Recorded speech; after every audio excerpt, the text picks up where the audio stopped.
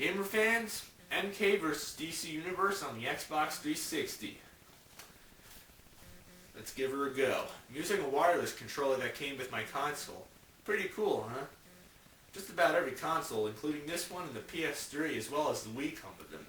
That's awesome. Not bad. They're pretty reasonable with these accessories. So let's give the game a go. First open the screen, you first notice it has an MK and a DC comic character. Not bad. So what do I think of the game? I think it's actually pretty good. It's not the best Mortal Kombat game you'll ever play, and you'll notice as soon as you select your character on the arcade style gameplay. Let's try this one first. You get kind of a small roster.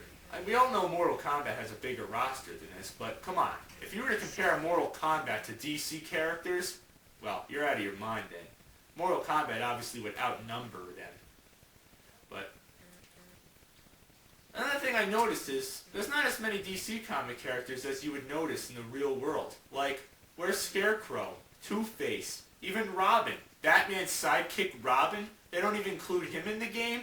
What the hell? Okay, Penguin I can live with that. He's too overweight to be a fighter. We all know that. But come on, seriously. There's no way to try to compete with Mortal Kombat. There's not even half as many Mortal Kombat characters as there was on Armageddon.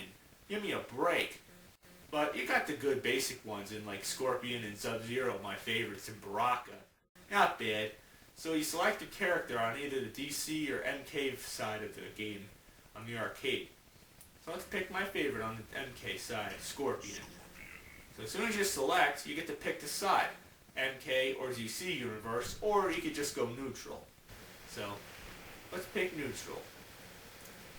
So as you can see, it's just a mix of MK and DC characters from both sides. So you're not really siding it with anyone if you really think about it. Not like you're picking a side, like if you pick MK side, you get every character. If you pick the DC side, you get every DC character. That makes sense because there's not really that much, many characters on each side. So if they put every character, it would be a lot more. So turns out there's not like they don't use every character. It's just a mix on this one. You fight a character, so it starts out just like any other Mortal Kombat game. Round 1. Fight. Couldn't be sweeter. Alright. Nothing in this game could be more satisfying than beating the shit out of your opponent. Also, what I noticed is you can't draw your weapon like in Armageddon, Inception, and Deadly Alliance. Well, I won't take too many points off of that. Just like the old Mortal Kombat games and the ones from the PS2, you get to pause your game and look up the moves list. That's cool. Even though they never had this on the Super Nintendo and Sega Genesis, it's still nice to have. So let's look at the special moves. Alright, spear throw, that's my favorite move. Let's try it. Oh, sweet! Beat him up. What I like most about this game, besides the fighting, and you get the original fatalities back, unlike the Armageddon, where you just do chain fatalities. Now, I didn't like that personally. The Wii version, it wasn't bad, but the PS2 one, no. It lacked character personality terribly. A few complaints I have with this game is there's not as much blood, you notice. And that's when I noticed this game actually had a T for teen rating. Unlike all the other Mortal Kombat games that had M for mature. Isn't that crazy? It's pretty sick. Now, don't get me wrong, it's not a bad idea to try to take some blood out, but that's what Mortal Kombat's all about. You gotta remember that. You're destroying one purpose there, but good fighting game. Good beat 'em up. Anyway, what was I? Okay.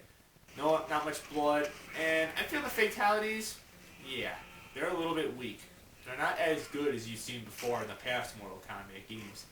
Another thing you notice is, if you're playing as a superhero like Batman or Superman, you don't do fatalities. But before you start criticizing, keep in mind, have you ever seen Batman or Superman ever rip a guy's head off? No, you probably never have. Because they're superheroes, they're not freaking killers like the Joker or something. That's a different story. Ah, the Joker. Watch this. Okay, that's actually pretty funny. I like the Joker's moves. You get the extendo glove, You get the hand buzzer. That's funny. And what's most fun about this game is besides fighting, well, unfortunately you don't get the pit fatalities like you did in Armageddon and Deception where you can punch them off the cliff. But you actually can punch them off the cliff, but when you're fighting, when you're falling, you can actually still fight them and punch them and kick them when you're still falling, you know, when you're in the air. That's pretty cool, I like that. Sometimes you get switched around by your other opponent and they can sometimes land on you, so keep in mind you gotta know how to do this one. Otherwise, you're gonna get your ass kicked. You can even punch them through a building and do a test your might thing. Pretty cool. Some things on Mortal Kombat are just not meant to change. Test your might, or test your sight. I guess they don't add that. And then you get the last boss. Well, let's try first the last boss, Shao Kahn. Well, Shao Kahn will always be in Mortal Kombat. Not bad. Where's Goro or Kentaro? They don't include them?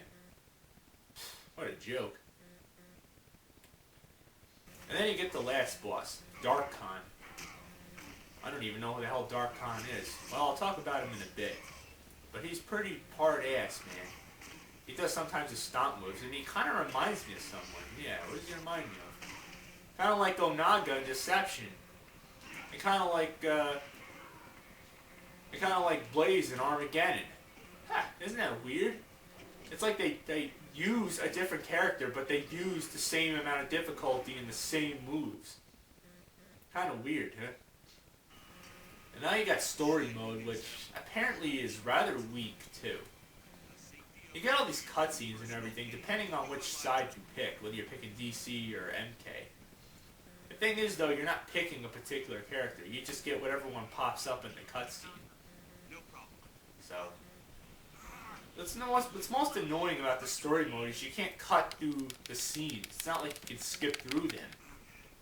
You have to watch them, which can get badly boring after a while. It's like, come on. It's like, just shut the hell up already. I want to fight. And then you figure out Dark Khan is actually the main cause of why MK universe is going against the DC universe in the first place. He's created all kinds of chaos and has put rage on everybody. Yeah, that's another new thing you get in the game is rage. Kind of hard to explain how you get the rage, but if your rage meter fills up, which you very well can lose it as well if you block and do the block move, or whatever it's called, you know. You have a point, but it's pretty cool. Well, okay, so you get my point. MK vs. DC Universe, despite a few minor to moderate flaws, it's still a very good game. It doesn't go beyond great like most of the other MK games like Deception and Armageddon, but it's worth giving at least one try or so. You like it, you don't like it. I, on the other hand, I like it a lot. So, I would give it a 2 Wii Remotes up. Just a plain 2 Wii Remotes up. Nothing more, nothing less.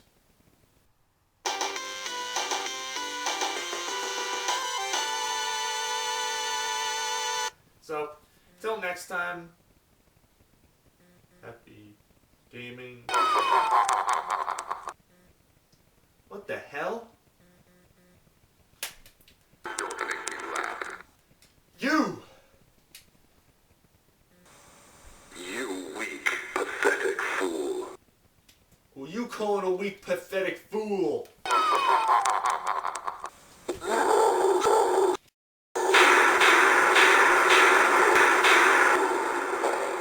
easy.